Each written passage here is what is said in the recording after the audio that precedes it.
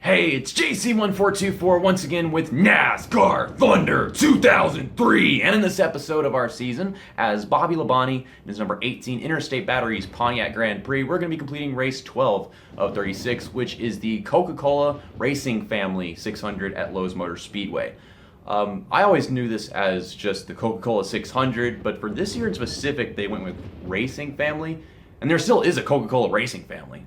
And they started bringing that back ages ago. I don't think it ever really went away, to be honest. But last episode, we did the All-Star, which was a good way to prepare for the Coca-Cola 600. Of course it is.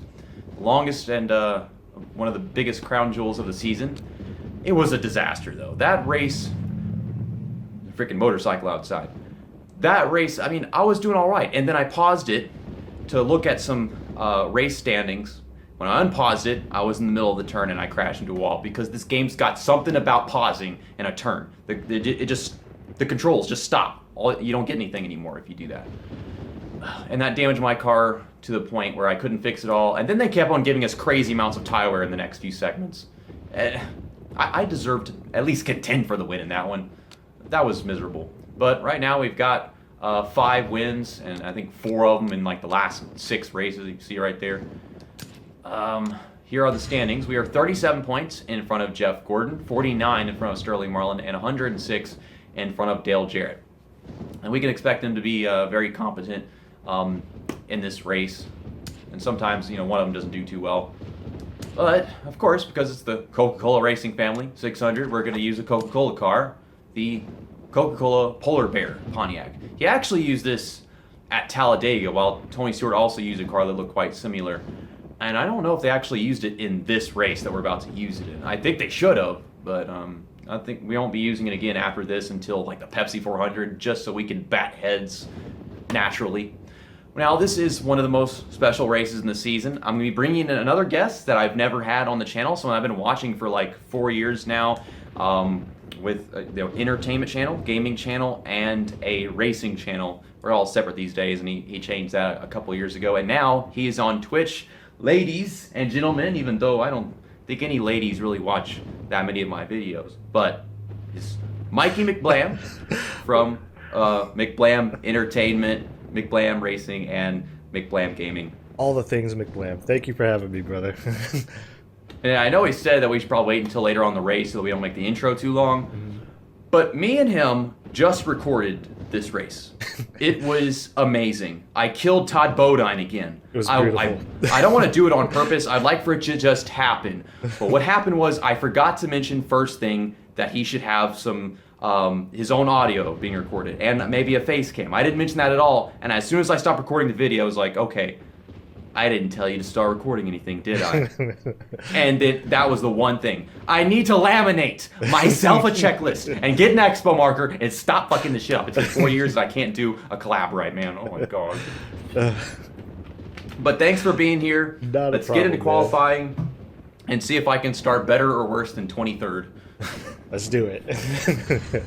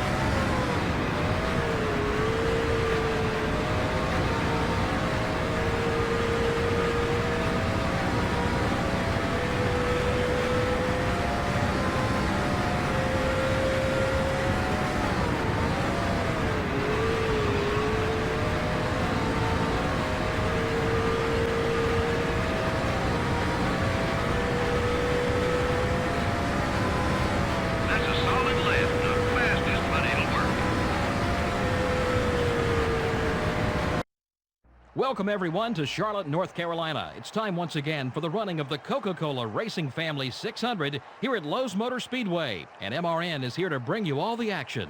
This is an awesome facility, isn't it, Barney? About 80% of the teams are based in this area, and these fans are serious about their racing. Add to that an amazing facility with great seats all around and 43 NASCAR Winston Cup cars. We're in for an awesome race, I guarantee you that.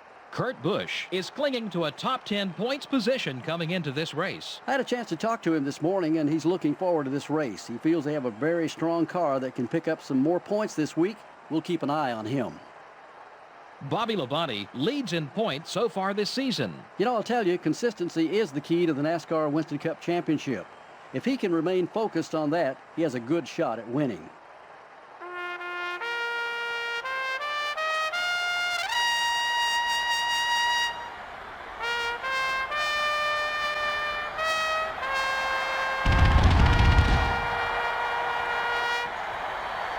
Gentlemen, start your engines.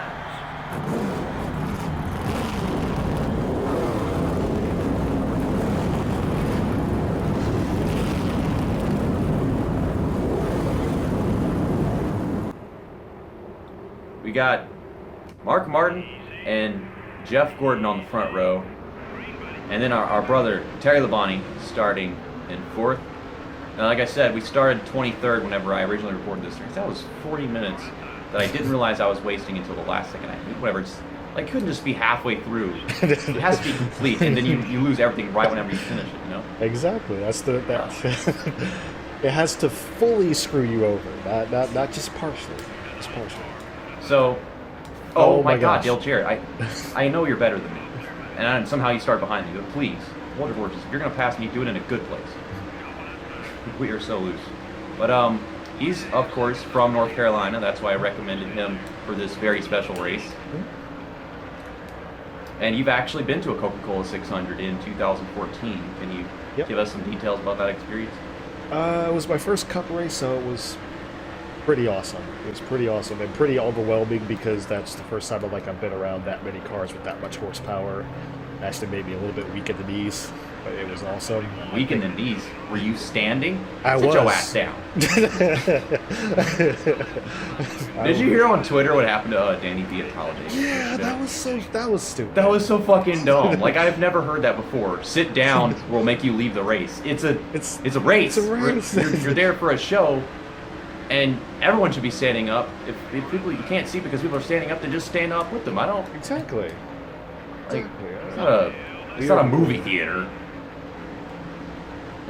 I don't know what kind of precaution it is. I mean, especially whenever we had these wrecks in the front stretch. It was happened whenever they had one in the back stretch. And it was exciting racing.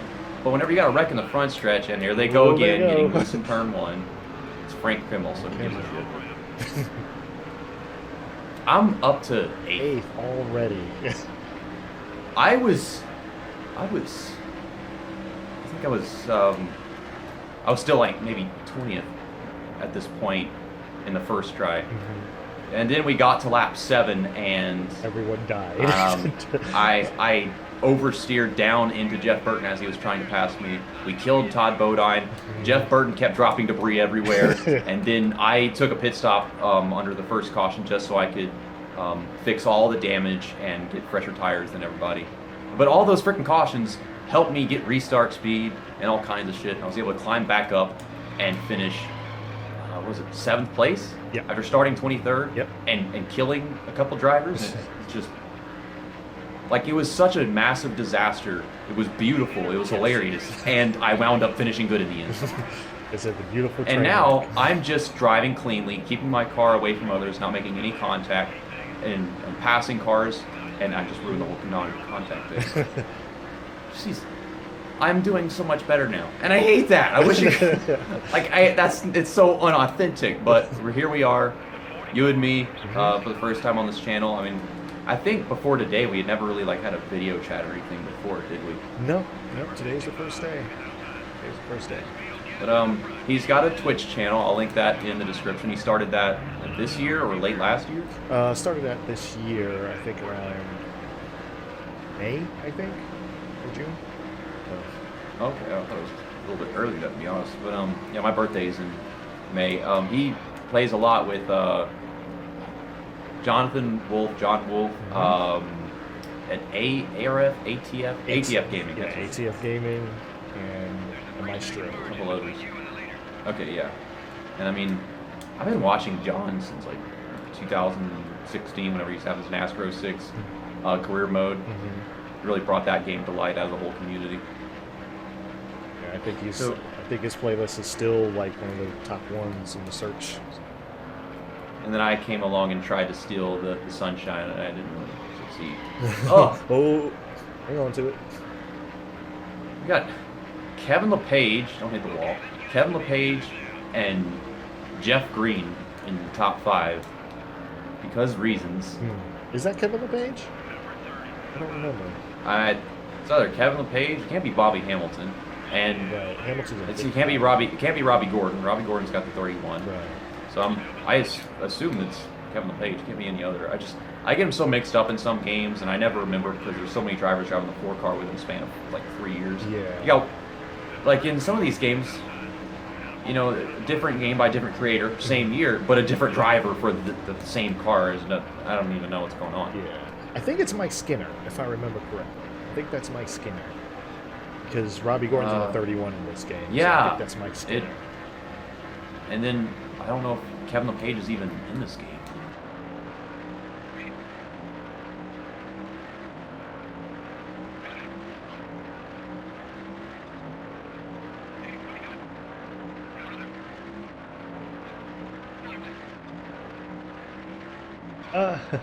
Oh no. Over down below. Jimmy Johnson. There's some grip on the front tires, yeah. No, I usually do. I'm pretty bad here. This is actually one of my worst tracks that I go to, at least worst ovals anyway. It's one of my worst tracks, so it always takes me quite a few laps to get the hang of it, and then I can be competitive. But yeah, for those first 9, 10, 15 laps, it's terrible, especially off turn 4, which I for some reason I just plow off of turn 4 and I go straight to the wall every time. It's like it stops turning.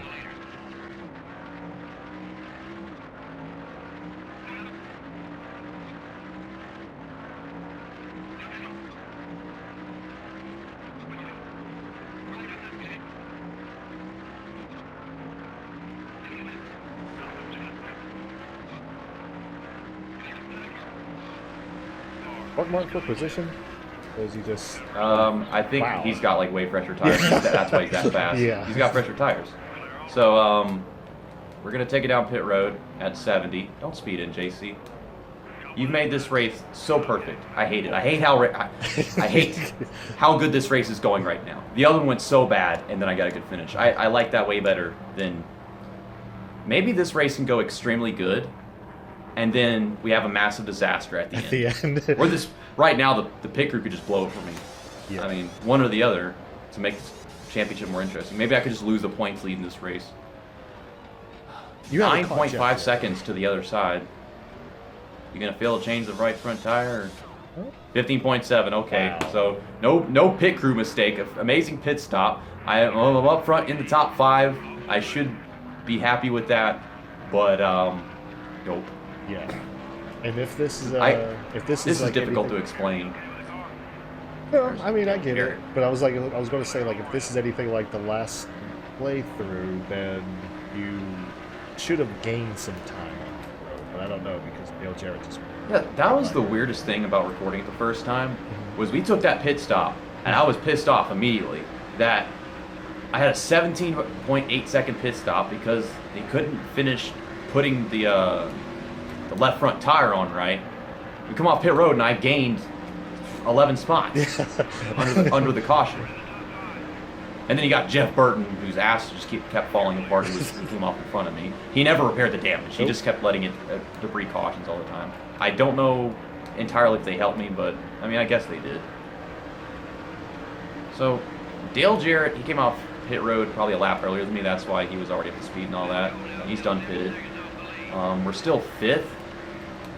We are so far behind the leader right now, though. So I don't think we can win this race anymore. Just track position play the main factor. you know, the people that are up front, they don't have any traffic, so they get away earlier. And then once you're done with traffic, you can catch them, but they're just so freaking far away. I've kept my car perfectly clean. I know we're going to get to Dale Jarrett and back into 4th place. We've got freshman tires in them. We'll just see what goes from here. Maybe I can get up to 3rd or 2nd. Maybe even win it. I don't know if I can cover this much time. That's a 1/3 of the track. Yeah, I mean, you do still have quite a few laps, and I don't know, Yeah, lap traffic 16, might play a 15 and factor. a half. I don't think I should even bother making a cut here. Like, I mean, the guy's right in front of me. We're gonna pass him. I think the best advice for fans whenever it comes to Charlotte, on this game at least, as I'm learning, since I've had the time to do this race 1.5 times, is that do not try passing cars off of turn 4. Don't try sending it on them. You should try doing it in a straightaway because the draft is so strong. But see, I'm not really trying to pass Dale Jarrett here. I really got tight in the middle, which happens all the time. But the reason why you don't want to pass off a turn 4 is because you get tight in the middle. If you're 3 wide off a turn 4, you're going to crash into it. The car naturally goes up. Yep. And that's just how it is. And there's also, I mean, we saw this a while ago. There's this thing where the AI just have to get loose in the front straightaway. We saw with, was it Frank Kimmel? Yep. Who was it Frank that did Kimmel? it? Yeah. The last time it was Ward Burton. I know this is so funny though because I've never really experienced that. That's something I noticed a long time ago at this track in specific, was watching What If Racing come here. And almost every single season, or twice a season, you do these Charlotte races, and it was right around here they would fuck up the dog leg. And I don't know what it is. Like, they get loose and they would kick out sideways, check up the field, and it would cause all kinds of problems.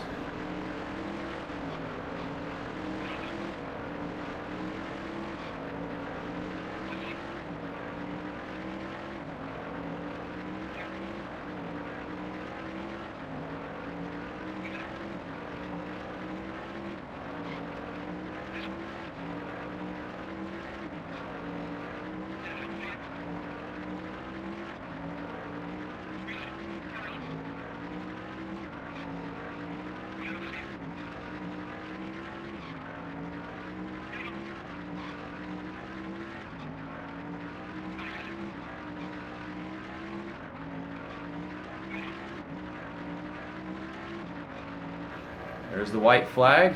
It's all going to come down to Mark Martin and Jeff Gordon. I mean, Dale Earnhardt Jr. is 10th behind Jeff Gordon, but I think it's coming down between Jeff Gordon and Mark Martin right now, because I can't even see those green dots anymore. They're right there with them. I wish we could see it. Yeah. I really wish. Just rotate. I just had to wreck. Cressy I just had goes to wreck around. Todd Bodine for the hell of it. Okay. Still And up lose for a few the spots that fourth? I Oh, didn't no. deserve. This race was not even supposed to happen this way, so fuck it. We just get back on the track, and 10th place. There you go, that's where I finished. And I got to ram Todd Bodine. So, who wins? Who wins? Is it Mark Martin? Jeff Gordon? Mark Martin? Nope, he held it. Okay. Yes, my initial plan was to just ram Todd Bodine to the wall, because that happened in the original recording of the race. I wasn't expecting the game to for me to take the blunt of that impact completely. That was pretty harsh. But in the end, I was not supposed to finish that well in this race and do that well in this race. All the guys near me in points finished in front of me in the original recording, and so that happens in this one. And well, and I was supposed to do well in the second Charlotte race after having gained experience from these 2 Charlotte races. So it only makes sense that I finished right about the same areas where I was able to in the first try by miracle. But Mark Martin wins. Tony Stewart was supposed to have won this race like he did in the original. That upsets me. I like Tony Stewart. I love. We're gonna get married, and now I actually lost my points. Now that didn't happen in the first try. I hate the stupid shit I get myself into. But I'm only 4 points behind him. It's going to make it more interesting. I don't care. It's just a video game. And having to do the race again, I did it again, and we made things more interesting. It was such a clean race. It didn't deserve to be a clean race. It wasn't supposed to be. So, yeah, we're 4 points behind Jeff Gordon, and now we're 37. Well, Sterling Marlin is 37 points behind the points leader. Yeah, it was 37 for Jeff Gordon a while ago. And then Dale Jarrett is within 100 points of the lead now. So, yeah, we're still right about in the same area. Yeah, Mark Martin with that win, 5th place, 114 back. Thanks for being here, MikeyMcBlam. I'll make sure to have your channels and your Twitch streaming channel in the description and in the comments as well. Thank you, sir. Thanks for having me, man. He's got racing, talks about movies, plays other miscellaneous games and all those channels. And gosh, it's kind of a burden for him to have to carry to come back and do this again within like the same day and everything. But I got myself into this by not having a freaking checklist at this damn point to make sure I get everything right. No, that's it, man. Thank you for having me. It's been a lot of fun. Even if having to redo it, I don't even mind. It was a lot of fun being here. So thank you. We're gonna make sure that we get this right next time we do a collab. We'll probably do it in a few years or something like that. And whenever we do, I'm gonna have a laminated checklist. That's the episode title. Laminated checklist, damn it. There we go. See you next time. That's that. And episode over. Peace out.